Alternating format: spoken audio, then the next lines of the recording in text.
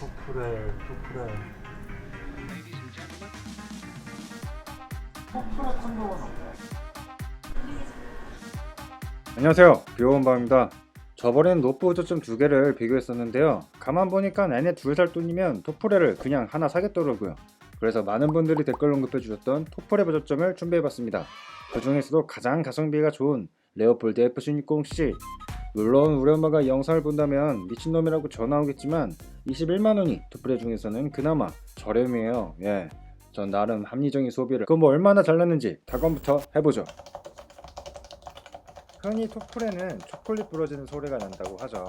근데 저는 초콜릿이나 조약돌, 부딪히는 소리가 더 그런 것 같아요. 기분 좋은 소리는 아니에요. 어떨 땐 조개 먹다가 흙 씹었을 때의 그 먹먹함이 느껴집니다. 반면에 노프 부적점은 물 끄는 소리가 들리죠. 토프레는 러버돔이 부러지는 느낌이라면 노프는 러버돔이 터지는 듯한 그런 경쾌함이 느껴집니다. 하지만 한성 무접점의 스페이스바는 불쾌합니다. 그리고 21만원의 F16C. 우선 토프레와 노프는 모두 무접점 키보드입니다. 물리적 접점이 없이 끝까지 안 눌러도 신호가 인식되기 때문에 채터링 같은 오류도 없고 고장도 잘 안 나고 손에 무리도 안 간대요. 흔히들 광축 키보드도 무접점이라고 부르는데요. 둘 모두 접점이 없는 건 동의돼요. 하지만 광축은 광 센서의 키를 인식하고요. 노프와 토프레는 캐패시턴스라고 불리우는 용량성 변화에 의해 키를 인식합니다. FC660C, 그 마지막 C, 그 C가 의미하는 게 캐패시턴스고요. 이렇게 공식도 나와 있습니다. 유전상 수 곱하기 학교에서는 제가 이거를 T가 아니라 D 거리로 배웠었는데 아무튼 거리분의 면적, 그러니까 키를 누르면 두 전극 간의 거리가 짧아지게 되고 돔 형태의 스프링이 찌그러지면서 면적은 증가하게 됩니다. 따라서 키를 누르면 그에 비례해서 캐패시턴스는 커지게 되고 기준값 이상이 되면 키를 인식하는 그런 구조입니다.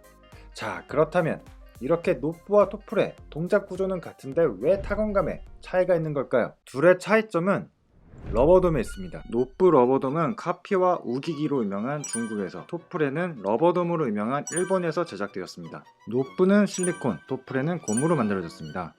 많은 분들이 토프레의 가격 때문에 천연 고무라고 생각하시는데요. 그래서 레오폴드에 한번 물어봤습니다.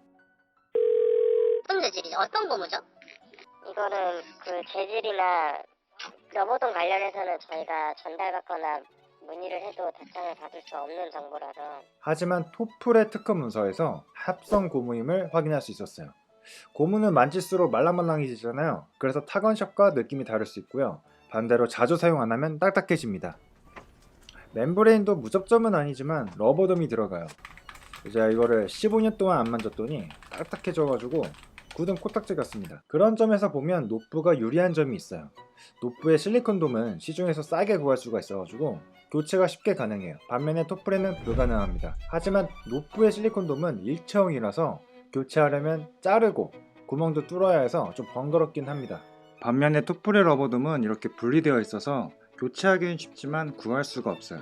근데 실리콘 돔과 고무돔 차이가 클 줄 알았는데 생각보다 촉감이 상당히 유사합니다. 야, 나 눈 감고 구분하는 못할 것 같은데? 이래서 키를 가시는구나. 키압은 비슷하고 키를 누를 때 느낌도 비슷합니다. 하지만 눌렀다가 뗄 때의 느낌이 좀 달라요. 노프는 터지는 느낌, 토프레는 부러지는 느낌이에요. 그럼 한번 한성 무접점 키보드에다가 토프레의 러버돔만 이식해 볼게요.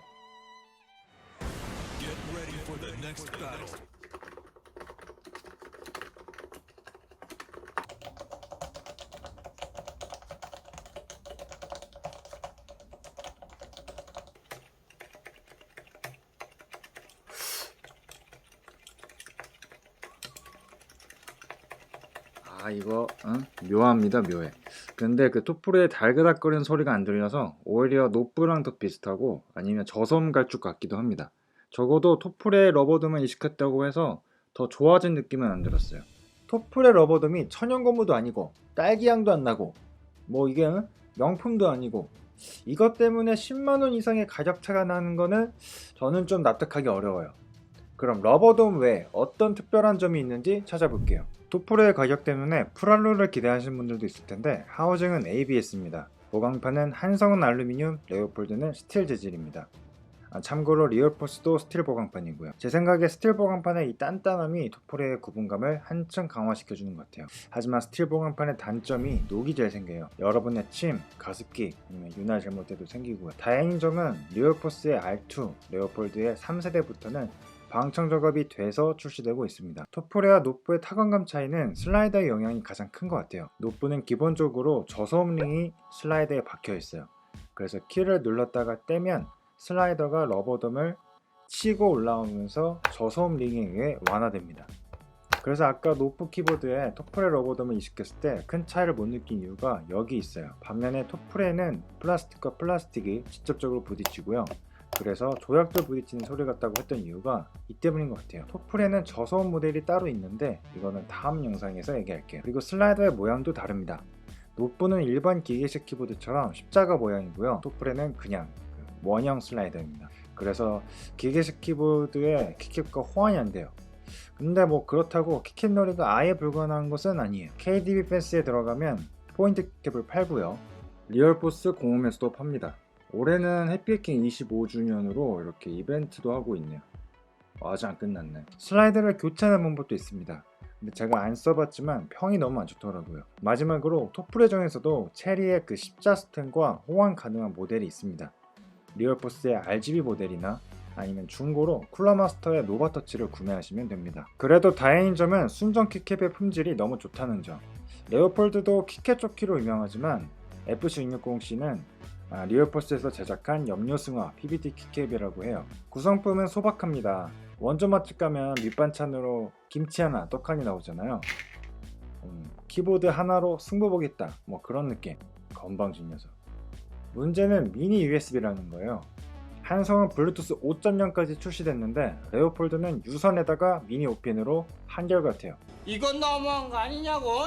토프레는 블루투스 키보드 자체가 드뭅니다. 노프는 회사별로 무선 모델이 하나씩은 있거든요.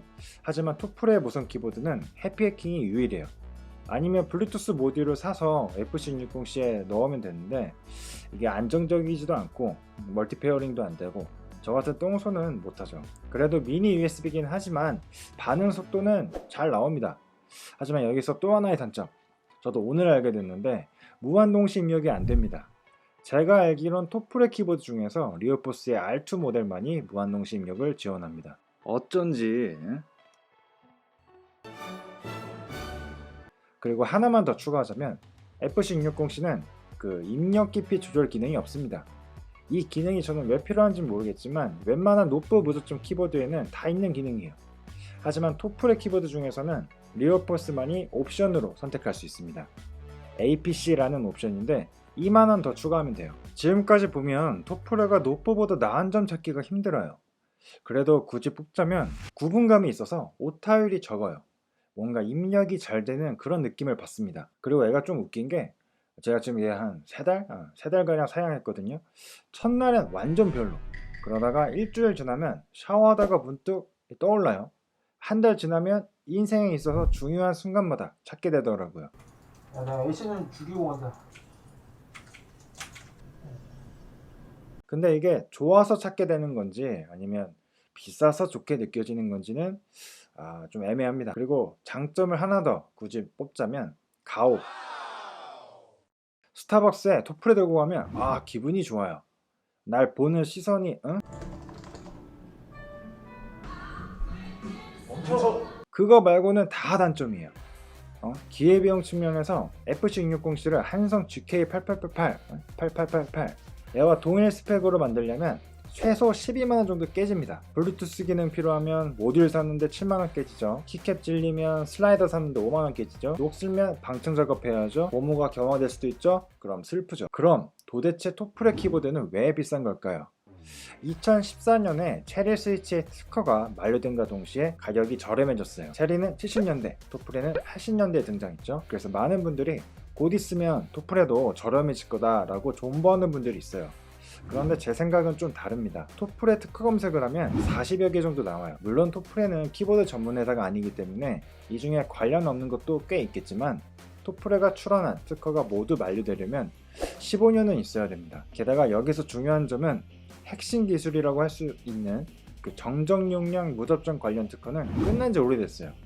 공식 만료일은 2004년이었고요. 10년 연장을 했다고 쳐도 2014년에 다 끝났습니다. 그래서 노프 무접점과 바밀러 무접점 이런 게 있는 거고요. 그런데 왜 체리 스위치처럼 가격이 다운되지 않는 걸까요? 체리 스위치의 사용자가 일반 대중이었다면 토플에는 전문가 그룹입니다. 토플의 키보드들 앞에 항상 따라다니는 수식어가 있죠. 원조, 끝판왕, 에르메스. 일반 대중이 가성비를 추구한다면 전문가와 전문가인 척하는 사람들은 끝판왕을 추구합니다. 체리 스위치는 경쟁사인 게이트론보다 가성비가 좋아지기 위해 가격을 조금 내렸지만 끝판왕 키보드인 토플의 경쟁사는 노프가 아닙니다.